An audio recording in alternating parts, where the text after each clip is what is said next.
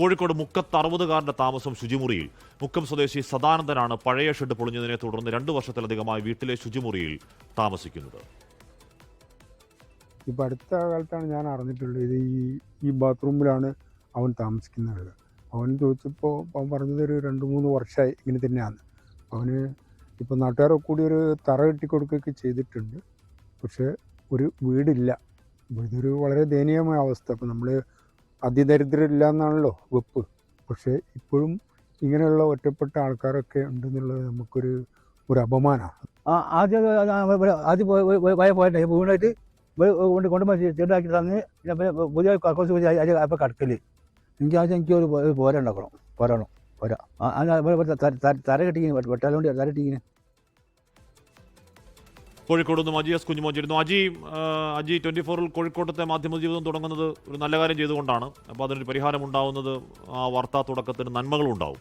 പക്ഷേ ഇതിലെ പ്രശ്നം 2 വർഷമായി ഒരു പാവം മനുഷ്യൻ ടോയ്ലറ്റിൽ കഴിയുക എന്ന് പറയുന്ന ആരുടെയും ശ്രദ്ധയിൽപ്പെടുന്നില്ല എന്നൊക്കെ പറയുന്നത് സങ്കടമാണ്. ഒരു പരിഹാരം ഇനിയും ഉണ്ടാവണ്ടേ അജി?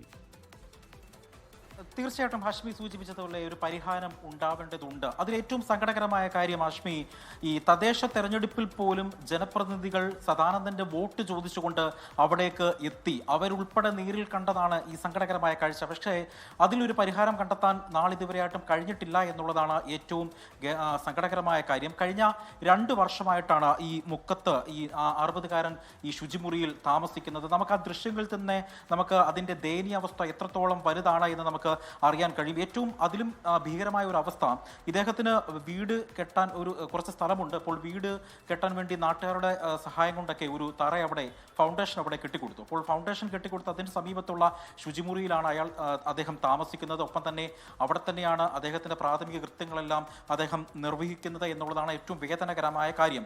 ഈ അവസ്ഥയിൽ നിൽക്കുന്ന സദാനന്ദനെ തേടി മുക്കം നഗരസഭ കെട്ടിട നികുതിക്ക് നോട്ടീസ് അടയ്ക്കണം, അതായത് ഭൂനികുതി അടയ്ക്കണമെന്ന് കെട്ടിട നികുതി അടയ്ക്കണമെന്ന് ആവശ്യപ്പെട്ടുകൊണ്ട് നോട്ടീസ് അയച്ചിരിക്കുകയാണ്. അതായത് വീട് പോലും ഇല്ലാത്ത ഒരാൾ എന്തിനാണ് കെട്ടിട നികുതി അടയ്ക്കുന്നത് എന്നുള്ളൊരു ചോദ്യവും ഇവിടെ ഉയരുന്നുണ്ട്.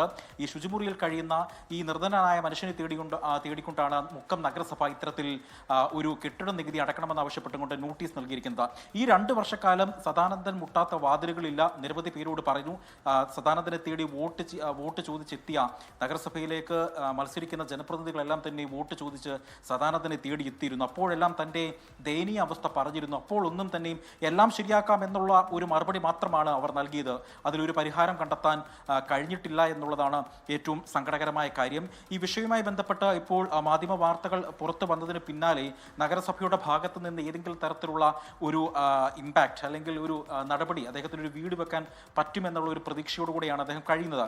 ഈ പനയോല വെട്ടി ജീവിക്കുന്ന ഒരു മനുഷ്യനായിരുന്നു സദാനന്ദൻ. കഴിഞ്ഞ കുറേ വർഷങ്ങൾക്ക് മുൻപ് അദ്ദേഹത്തിന് ഒരു അപകടം പറ്റി. അതിനുശേഷം അദ്ദേഹത്തിന് ജോലി ചെയ്യാൻ കഴിയില്ല.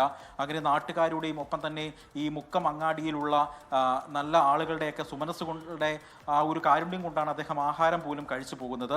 അതാണ് ഏറ്റവും എടുത്തു പറയേണ്ടത്. അതീവ ദാരിദ്ര്യമില്ലാത്ത കേരളം എന്ന് പ്രഖ്യാപനം നടത്തുമ്പോൾ പോലും ഇത്തരത്തിൽ ചുറ്റുമുള്ള ആളുകൾ ഉണ്ട് എന്ന വേദനിപ്പിക്കുന്ന നമ്മൾ അതിദരിദ്രമുക്തമാണ്, വേറെ അങ്ങനെ അതിദരിദ്രമൊന്നുമില്ല എന്ന് നമ്മൾ പ്രചണ്ഡ പ്രഘോഷവും കുട്ടിഘോഷവും ഒക്കെ നടക്കുമ്പോഴാണ് ഒരു ടോയ്ലറ്റിൽ അത്താഴപ്പട്ടിണിയിൽ കിട്ടുന്ന ഭക്ഷണം കഴിച്ചുകൊണ്ടൊരു മനുഷ്യൻ അവിടെ കഴിയുന്നത്. 2 വർഷമായി അവിടെ അങ്ങനെ കഴിയാൻ തുടങ്ങിയിട്ട് നഗരസഭയ്ക്കൊന്നും ഇതുവരെ ആരും ശ്രദ്ധയിൽപ്പെടാത്തൊന്നുമല്ല.